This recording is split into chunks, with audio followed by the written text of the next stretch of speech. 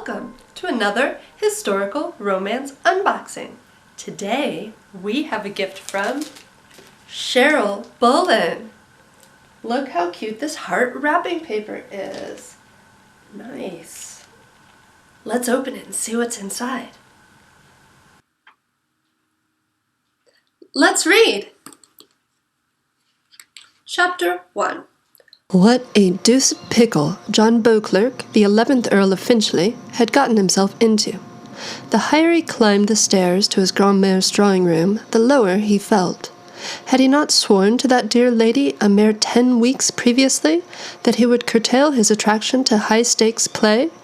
Yet here he was, like an errant schoolboy, preparing to once again vow that he would change his wicked ways, while begging for a few £100 to tide him over to the next quarter. He needn't tell her he owed every bit of it to Lord Bastingham because of a disastrous turn of bad luck, nor need he tell her how many tradesmen were dunning him, nor how he'd been forced to find new positions for his groom and coachman because he lacked funds to continue keeping horses. Before John reached the landing, he passed the Romney of his late grandfather. His steps slowed as his gaze raked over the old fellow. John was certain Grandpapa's eyes had been green, but the paint had darkened over the years to a murky brown. From beneath the elderly man's prim white wig and bushy gray brows, those dark eyes seemed to be glowering at his grandson. A shudder rippled down John's spine, and he looked away. Good Lord, even the dead must know about John's rakish ways. A few moments later, he threw open the doors to Grandmare's drawing-room. Seated upon a sofa, a slant-top portable desk balanced on her lap, she was scribbling on paper. Then she looked up at him with a twinkling gaze. Though she could be an excessively stern matriarch, Grandmère had the looks of an angel. At present, her pink mouth lifted into a smile that accompanied the sparkle in her pale blue eyes. She was small and round and fair, and was possessed of fluffy white hair. For as long as he could remember, her cheeks had been pink, but his mother, God rest her soul, had said Grandmère's cheek color came from French rouge. He strode to her, bowed, and kissed her hand. "It's good to see you, Grandmère." Her brows lowered. "Don't pretend you've come just to see your grandmother, John Edward. I know you've been naughty." He stifled a groan. 10-year-old boys were naughty. When one was 26, he was, well, he supposed dissolute described the man he'd become. "I protest.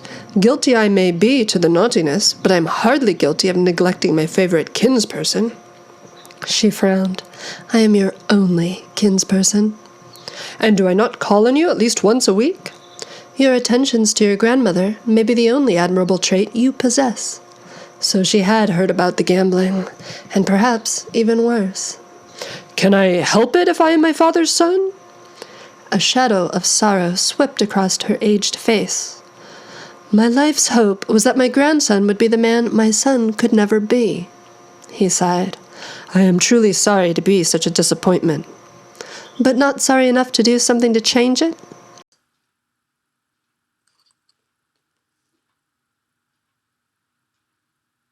Cheryl also sent 2 bookmarks.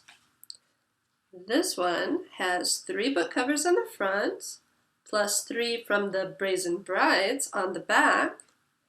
And this one has several box set collections on the front, and a Pride and Prejudice series, Love, on the back. I will definitely be checking that out.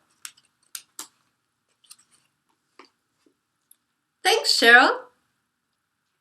Thank you for watching Historical Romance Unboxing with Erica Ridley.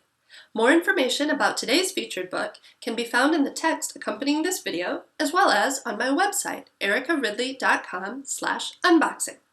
To win a signed copy of today's featured book, as well as an autographed romance from my Rogues to Riches series, just leave a comment on this video within 24 hours and you're entered to win. Keep reading and see you next time!